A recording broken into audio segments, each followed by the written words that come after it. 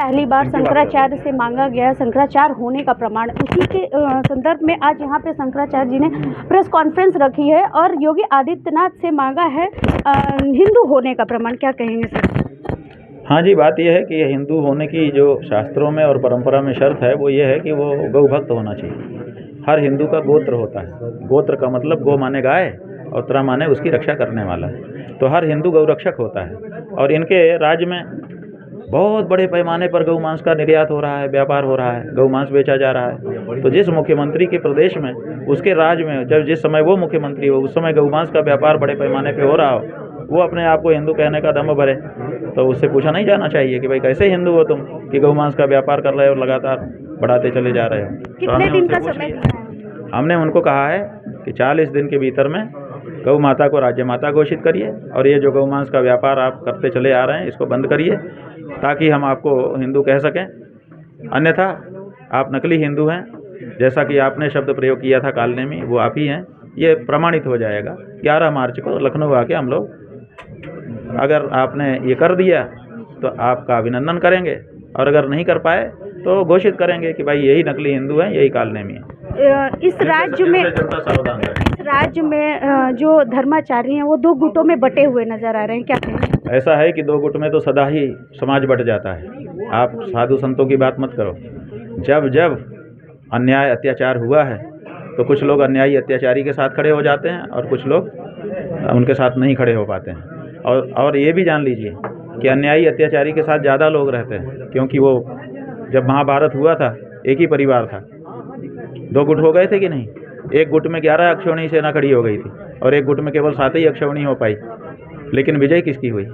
तो इसलिए जब भी अन्याय न्याय का प्रश्न आएगा तो कुछ लोग न्याय के पक्ष में, कुछ लोग अन्याय के पक्ष में खड़े होंगे और फिर जब युद्ध होगा तो आप देखेंगे कि अन्याय की तरफ का पलड़ा भारी है शुरू में, लेकिन अंत होते होते न्याय की विजय होती है। अगर वो 40 दिन में नहीं प्रमाणित किए जैसा कि आपका कहना है तो क्या होगा?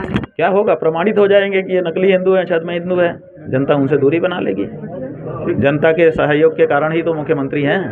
और जब लोगों को इस बात का पता चल जाएगा कि ये तो बड़ा हिंदू हिंदू कर रहे थे, असल में तो ये गौ मांस के व्यापारी हैं। गौ मांस का व्यापारी हिंदू कैसे हो सकता है? गौ मांस का इतना बड़ा आरोप लगा रहे हैं, कैसे साबित हुआ कि गौ मांस करवा रही है?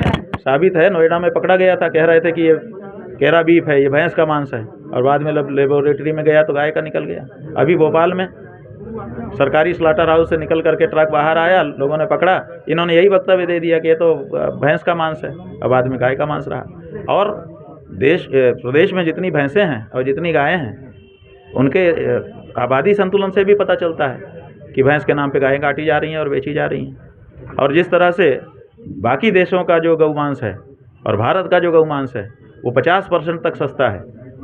माने लोगों ने इस पे अध्ययन किए हैं, अध्ययन करके उन्होंने निष्कर्ष निकाले हैं कि ये भैंस के नाम पर जो मांस निर्यात किया जाता है ये असल में गाय का है। और जब जब पकड़ा गया है इन्होंने कहा है कि भैंस का है और वो गाय का निकला है।